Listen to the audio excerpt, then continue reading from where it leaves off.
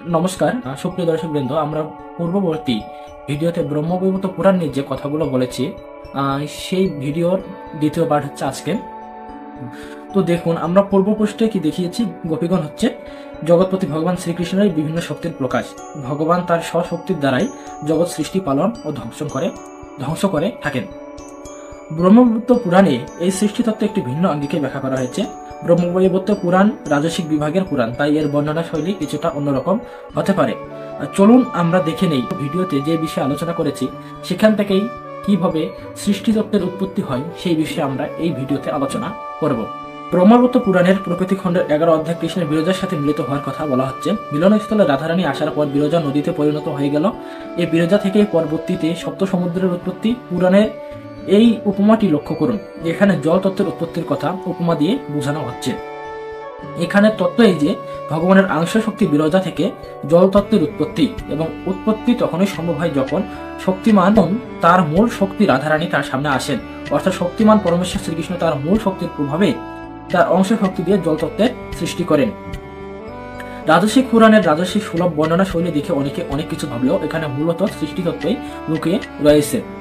ভগবান শ্রীকৃষ্ণ স্বয়ং গীতায়ও বলেছেন, সকল জনিতে যে সমস্ত মূর্তি প্রকাশিত হয় প্রকৃতিরূপ জনেই তাদের জননী স্বরূপা, এবং আমি তাদের বীজ প্রদানকারী পিতা। গীতার 4th অধ্যায়ের 4 নম্বর শ্লোকে এই কথাটি ভগবান শ্রীকৃষ্ণ বলেছেন। অর্থাৎ ভগবান শ্রীকৃষ্ণের সৃষ্টির বীজ প্রদাতা পিতা, এবং তার শক্তি প্রকৃতি এই সৃষ্টির জননী বা মাতা। আবার দেখুন, তারপর ব্রহ্মবৈবর্ত পুরাণের ওই একই অধ্যায়ে জগতের স্বভাববর্ধক বিষয়টাও যে ভগবানের শক্তি সেটা বলা হচ্ছে। চম্পক বনে ভগবানের অংশ শক্তি শোভানায়ী নামক গোপিকার সাথে ভগবান শ্রীকৃষ্ণের মিলনের সময় রাধারানী এই স্থলে আসেন। এরপর শোভানায়ী দেহত্যাগ করেন। তার দেহ থেকে জগতের সকল শোভার উৎপত্তি। এখানে লুকিয়ে আছে সূক্ষ্ম তত্ত্ব। শোভা শক্তি ভগবানের সাথেই যুক্ত ছিল। ভগবান তার মূল শক্তি স্বরূপিণী শ্রীমতী রাধারানী তার সামনে আসলে তখন তার থেকে এই শোভার উৎপত্তি হয়, বা শোভা নামক শক্তিকে তার থেকে জগতে বিস্তার করার ফলে জগৎ শোভাবর্ধক হয়। তারপর একইভাবে প্রভানায়ী নামক গোপিকার কাহিনী দিয়ে জগতে প্রভা বা তেজ তত্ত্বের আবির্ভাবের বর্ণনা করা হয়েছে, যে তেজ তত্ত্ব সূর্যের মতো জ্যোতিষ্ক থেকে শুরু করে সৃষ্টির প্রায় সর্বত্রই বর্তমান। তারপর একইভাবে শান্তনায়ী গোপিকার কথা দিয়ে জগতে শান্তভাবের বা সত্যগুণের বিস্তারের কথা বলা হচ্ছে। এরূপ ক্ষমানায়ী গোপিকার কথা বলে ক্ষমাগুণের বিস্তারের কথা বলা হচ্ছে। এভাবে সূক্ষ্মভাবে রাজসিক শৈলীতে রাজসিক পুরাণের সৃষ্টিতত্ত্বের কথা বর্ণনা করা হয়েছে।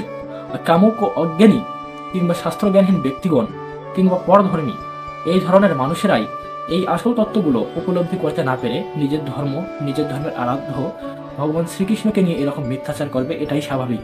তাই সকলের কাছে আমার বিশেষ অনুরোধ, এই রকম অপপ্রচারকারী ভণ্ডদের থেকে আপনারা দূরে থাকুন এবং আপনারা শাস্ত্র অধ্যয়ন করে শাস্ত্রের মূল তত্ত্বটুকু উপলব্ধি করার চেষ্টা করুন। নমস্কার সবাইকে।